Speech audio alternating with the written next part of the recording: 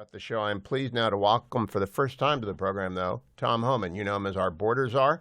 What you may not know is Mr. Homan joined the United States government in 1984 at INS, same year I joined DOJ, but he stuck around for an entire career in law enforcement. I left after President Reagan left. Mr. Homan, welcome. Thank you for that first tour, and thank you for coming back. I can't imagine saying yes to come back to the feds, but you did. Thank you. Yeah, well, how do you say no to the president? I mean, he called me.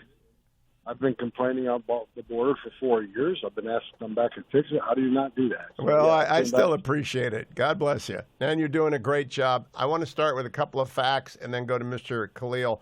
First of all, when Khalil was taken into custody, was he arrested or was he detained? And did the agent in charge give incorrect information to the lawyer saying he was on a student visa? Because I think he's an LPR. What happened?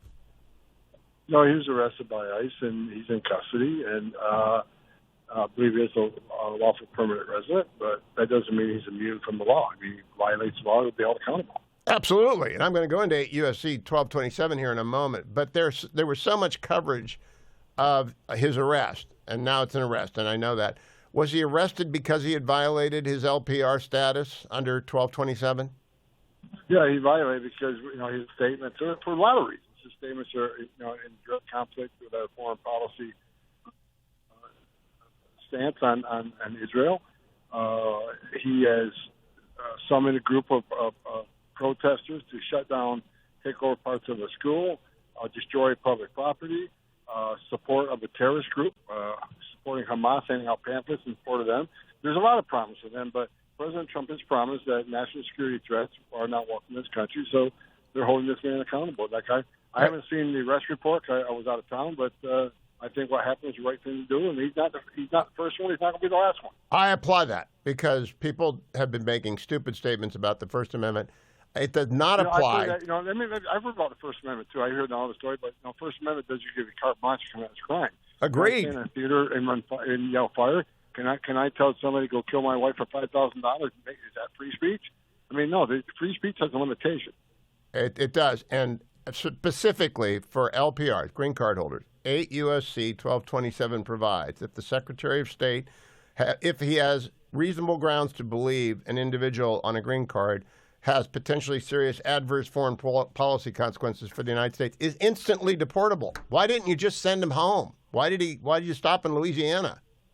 Because I believe federal judge put a stay on that. Got to go to federal judge. No, it's typical, right? Every win we're met by some liberal judge who wants to slow us down or stop us, but they're not going to stop us. The effort of the United States government is to deport this person to the United States. Government in this country, whether you got a visa or a student or becoming a permanent resident, is a great honor, and it's a privilege to be part of the greatest nation on earth. And when you come to the greatest nation on earth, your first action should be not hating the greatest nation on earth, who is so good to you to bring you in and give you such a privilege. Now, American citizens have a right to be really stupid and say really stupid things. It's not absolute, all right? So the First Amendment's not absolute. There are conditions. But they can go a lot further. Not student visa holders, though. How are you going to separate the student visa holders who are involved in the attack on our ally Israel and on our civil rights of our Jewish students? How are you going to find them, get them, and remove them? Well, we know who they are. We know who many of them are. Bottom line is, we need to work with local campus police. We need to work with local police. When they have a protest, and protest is perfectly fine, but when you take over a building, when you cause violence, when you destroy property, when you threaten the lives of other students, that's where you cross that line. And when we find, especially ones on student visa, right, there are certain, we call them conditions of release, conditions of that visa. You violate those conditions, you go home. So like I said earlier, he's just one. He's just the first one. There are going to be more. We're not going to talk. You can get away with that during the Biden administration. You're not going to get away with it with President Trump. And music to my ears, because I'm not Jewish, but if I had a Jewish student at a college campus and they were being terrorized and prevented from going to class or disrupted in class, not only would I cut off all the money like the Department of Education did, I would just go and find all those demonstrators, and those who are non-American citizens would be gone. Mr. Homan, is there anything in the law that allows the INS to enforce some kind of ban against masking? Because that's what the Klan did when they wanted to terrorize black Americans. They put on hoods and masks. These people are terrorizing Americans by wearing masks and hoods. Not that I know. I've been doing this since 1984, not that I know, but it just shows what cowards they are, right? They're really standing there. They said it's a First Amendment right. Well, if you really believe it's your First Amendment right, then stand up and say it. But to cover your face, that means you're hiding. You're hiding for a reason. You're hiding because you know you're crossing that line. You're hiding because you know you're pushing hateful speech. So, I don't think there's anything, that's illegal we can do about that, but that just shows American people who these people really are. All right, the epicenter of this terrorism against Jews in America is New York City. There's a lot in L.A., there's a lot in other places, but New York City. You made remarks today about New York City. Can you elaborate on what your message to everyone involved in the governance of New York is? The sanctuary cities are unacceptable. Sanctuary cities are sanctuaries for criminals. And the governor of New York, she gets on national TV. That's NYPD officers who attacked by illegal aliens. Gets on national TV after a young woman was burned alive on a subway by an illegal alien, making a statement that she believes criminal aliens should be deported too. But she's doing the complete opposite. Her actions do not match her words. She's got the green light law that prevents ICE or Border Patrol having any access to New York State or license plate data or DMV data, which is used in all criminal investigations. Let us know how, when we pull a car, we need to know who we're pulling over to be safe. We need to know if the car's stolen. We need to know if it's involved with a deeper T3 investigation. It's a part of the investigation. We can't get access to it. We're the only law enforcement agency that locked out of that access. FBI can get it, DEA can get it, but not CBP or ICE. She also, and she said we require a warrant to that. They don't require a warrant for anybody else. And we do. If we went to your problem to get a warrant, when you do that, they notify the person that you're investigating them. So, she can say that she wants public safety threats removed, but she's putting roadblocks up not to prevent it. Mayor Adams in New York City sits down with me. He wants to get us back from Rikers Island. He wants to, take public safety threats off the streets in New York. What's the governor do? She goes down and tries to fire him. So I'm in New York today saying you've got to get rid of these sanctuary laws. Sanctuaries are sanctuaries for criminals. This is about public safety threats. President Trump has been clear. We're concentrating on public safety threats, the worst first. And that's exactly what we're doing. You put roadblocks up, then you're not doing what your constituency elected you to do. The number one responsibility, the mayor and the governor and every member of the legislative body in Albany, their number one responsibility is protection of the communities.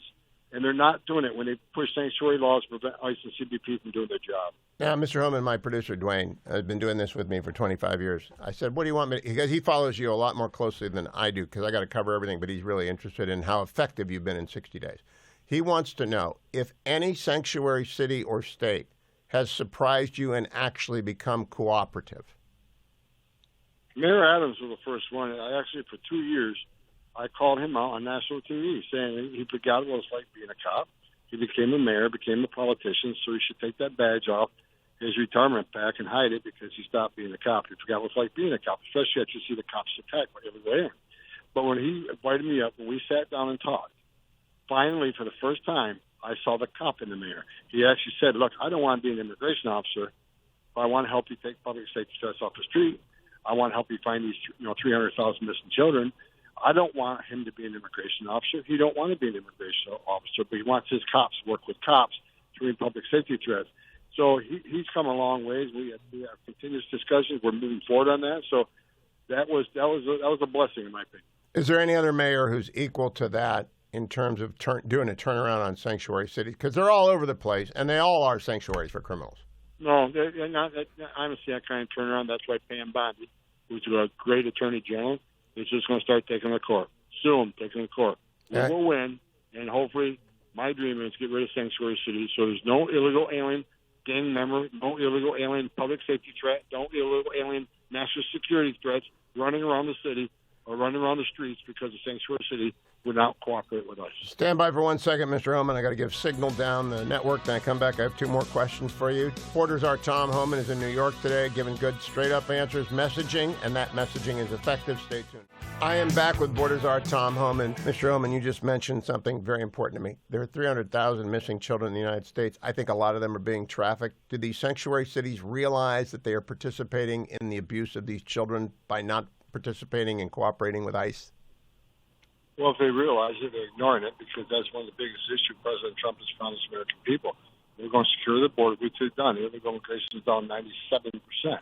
we are running a deportation operation. ICE has arrested about 3 times more people than Joe Biden did during the same time frame.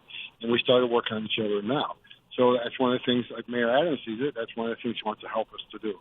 And for anybody to say that any elected politician should not help find these children, I agree with you, sir. I've been doing this since 1984, 40 years. Some of these children are perfectly fine when we find them. They're going to be relatives. But many of these children are in forced labor. We've already found some in forced labor, and some are in forced sex trafficking. So we need to save these children. President Trump's committed to doing that. Well, God bless that effort. One last question. There are 250,000 Chinese nationals in the United States. I'm sure many of them are just here trying to learn engineering. Some of them are spies. How are you working with DOJ and the FBI on finding the spies and getting them out? Well, if they're in the country illegally, they got a problem. And they're on the table. And like I said, right now we're concentrating on public safety threats, national security threats, because they're the biggest danger to the country. Not we know they're public safety threats. So, the rest of the illegal aliens are coming real soon. So, as I've said the last few weeks, the aperture is going to open really quickly as we move on from the public safety threats, the known public safety threats, then we're going after the rest. So, I won't get too comfortable. If they're here, they should leave on their own because we have to deport them formally. They got a bar. They never can come back. Right, so leave on your own. Come back the legal way like millions of other people did. But if we have to come and find you and deport you, you will never come back. Now, I've made an assessment, and I just want to get a comment. The assessment is you have been messaging, along with President Trump, from day one about don't start the journey. Don't give your money to coyotes. Don't try and get here. You're not going to make it. I think that messaging has been effective in stopping the initial transaction where people gather up their life savings and give it to a coyote. Is that happening, Tom Homan? Do we know if that's actually happening? You're exactly right. The caravans that broke up, actually, I saw some intelligence reports where caravans are going south through Mexico, Central America, Darien Gap, going south. This is the effectiveness of President Trump. He's going to put America first. He's holding other countries accountable. And other countries push back, saying we're not going to take our people back. Well, guess what? I said a month ago, watch and see. And they're taking them back. We got a strong president who puts America first. He's not asking. He's telling. And I'm glad he is. I'm glad you're helping him. Thank you, Tom Homan. Always a pleasure. Keep coming back, and I appreciate your service a great deal. You got it. Thank you.